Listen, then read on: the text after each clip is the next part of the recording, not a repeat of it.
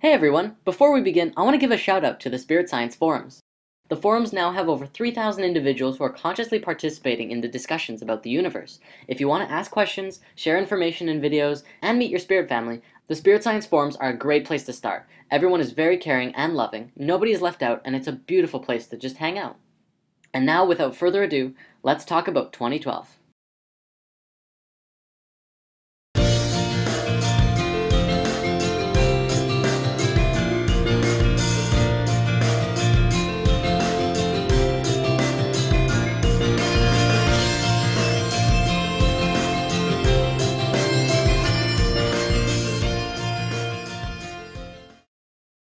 There can be no peace until we find peace within.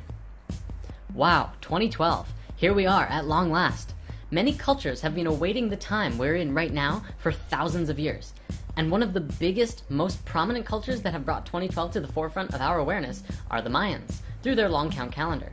Now, the Mayan calendar is actually the most detailed, specific, and accurate calendar on the planet, but to go into depth on it right now would take a very long time. We will dive into specifics of the calendar later on, but for now let's take a look at the general prophecies that were foretold thousands of years ago, all about the time that we're in right now. According to the Mayans, the solstice on December 21st, 2012, precisely at 11:11 a.m. Universal Time, marks the completion of the 5,125-year Great Cycle of the Mayan long count calendar. 2012 also marks the completion of the 26,000-year precession of the equinoxes cycle, which we discussed in Lesson 5. According to the calendars, it also signifies the end of a 144,000-year cycle, a 78,000-year cycle, and a 26 million-year cycle. The 2012 date marks the completion of this world age cycle, but it does not signify the end. Well, it kind of does. It's the end of what we know, and into a transition of something new. It is a transitional state, but it definitely does not mean this.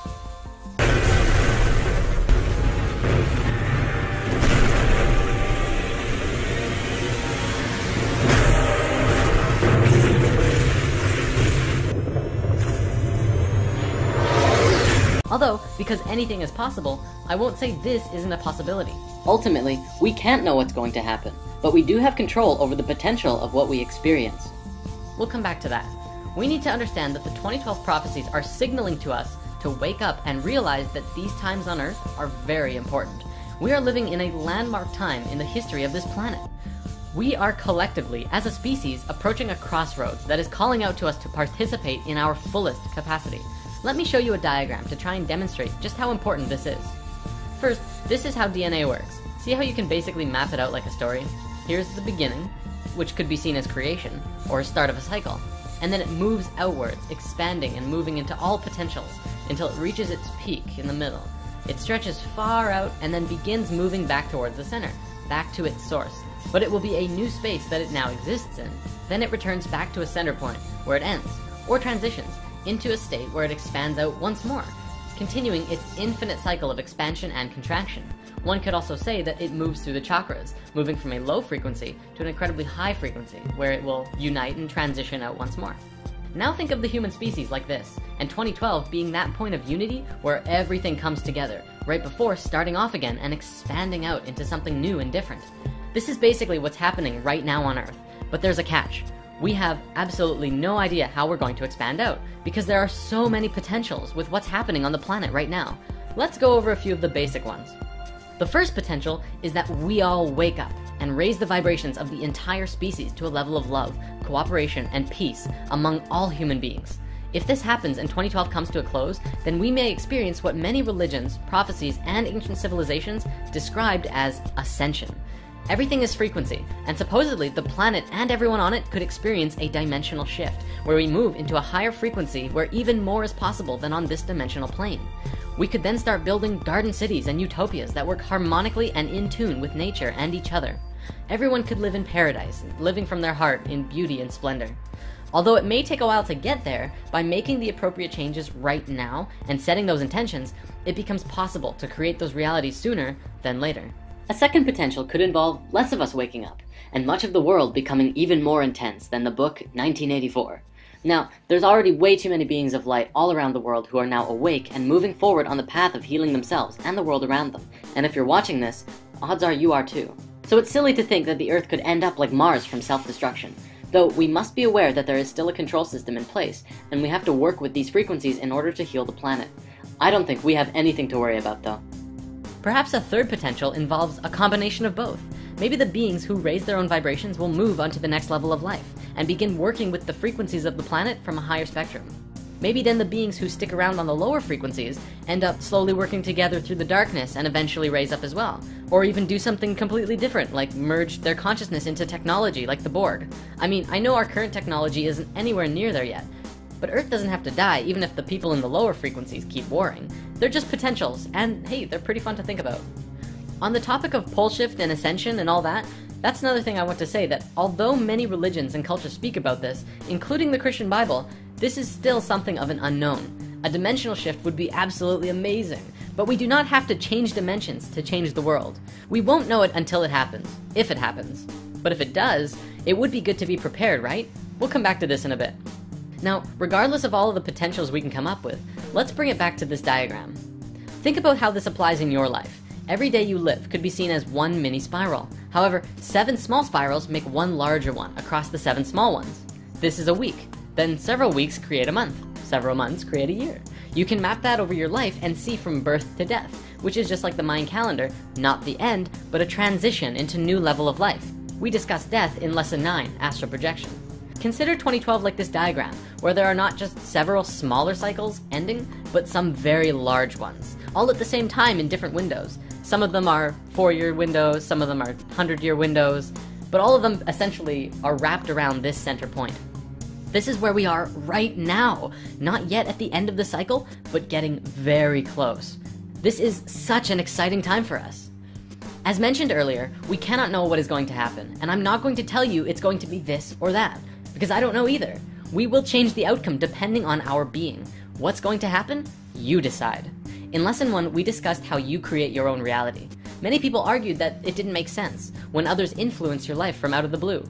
What we didn't discuss, but probably should have, is that we are a collective. We are one species. You create your own reality, but we are all co-creating our realities together on a much broader scale.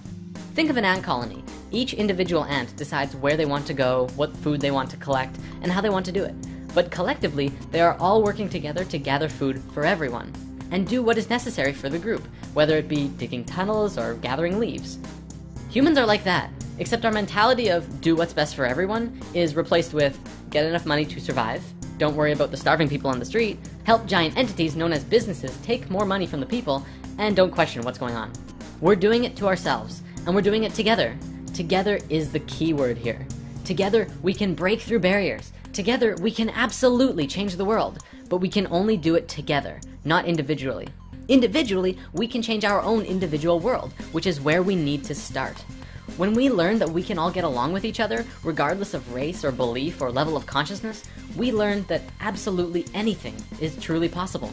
But it has to start here, in your heart. In the episode Power of the Heart, we discussed how the heart's electromagnetic field has the capacity to not just affect your body, but those all around you.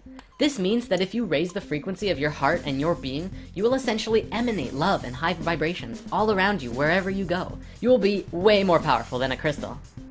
Now, let's look over everything we discussed today and try and wrap it all up. Just how exactly does all of this fit into one coherent puzzle? This year is probably the most important year in human history since the fall of Atlantis. This is the year when everything comes smashing together and we see what we've created for ourselves. This giant web of a society that just doesn't work and only serves to put more people into poverty and chaos. What are we going to do about it, and how are we going to get there? Where do we want to go? I guess the biggest question is, how does one prepare? The answer lies within.